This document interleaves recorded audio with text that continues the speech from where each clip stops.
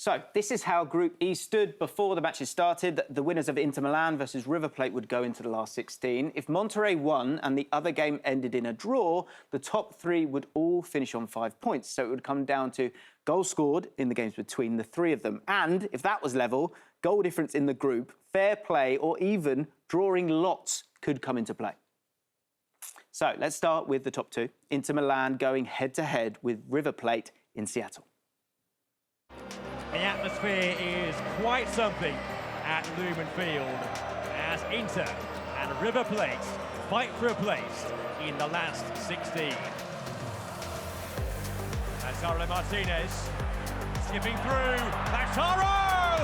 Oh, it's off the post. So close to the opening goal for Inter. Mkhitaryan could be in behind here. He is, and he was fouled.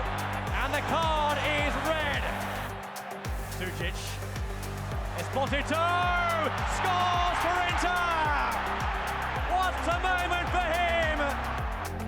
This is Bastoni!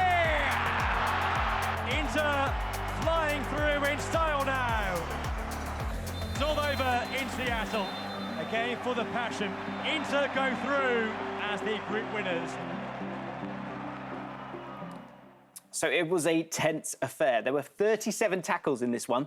38 fouls. Don't totally understand that, but the point is it was spicy. And that was kind of due to the press from River Plate. Cormac, we're going to come to you again when it comes to this one. These are the two teams as they set up. And as you can see, River Plate went with a man-to-man press. And what's interesting about this is this all looks great. And when people are talking about sort of man-to-man presses, they think you've got everyone covered.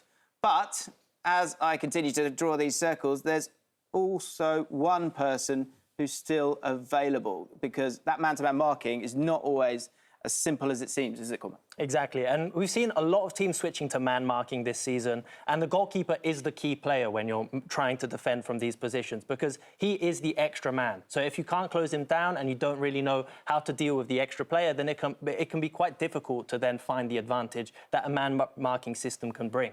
So we saw it in this game here. We have some examples as well. In the moment where they try and close down the goalkeeper, then it becomes difficult to then find the free player and to close him down. Initially, Inter struggled from these positions because these balls were a little bit too slow and they slipped in this position here. Good intensity too, right? Exactly, yeah. River Plate started with a really aggressive press, and they were forcing these long balls which just weren't working for Inter, because on a physical level, River Plate were just much more aggressive and they were able to win back the ball a lot. And it got to the point where Inter just kind of stopped building out from the back completely. They didn't want to play through the press and they started going long, but that just played into River Plate's hands. That's exactly what they wanted to happen. And in a situation like this in the first half, it did feel like River Plate were on top and were the better team against Inter. But slowly, they were able to find the solution. They started to play out from the back a lot more often. And here, this is the perfect moment. You can see this third-man layoff into the free player as they close down the goalkeeper.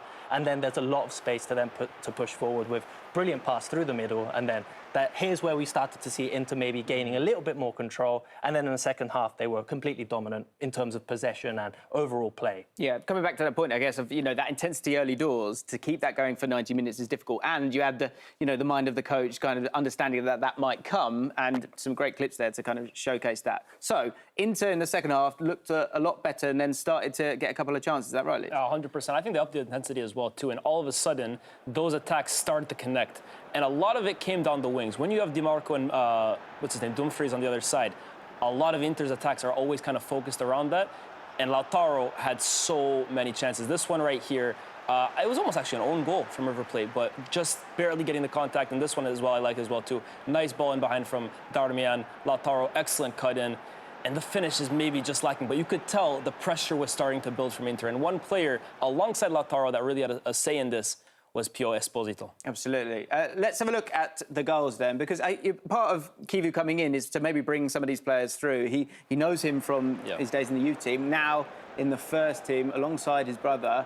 And Leah, Talk us through his goal here. I mean, this is natural center forward play. Receives it in the first instinct, cut in on his right. Beautiful cut. Sends the goalkeeper the wrong way. Maybe the defender should be a little bit tighter there, but it's wonderful center forward play, and you can tell he's a natural finisher.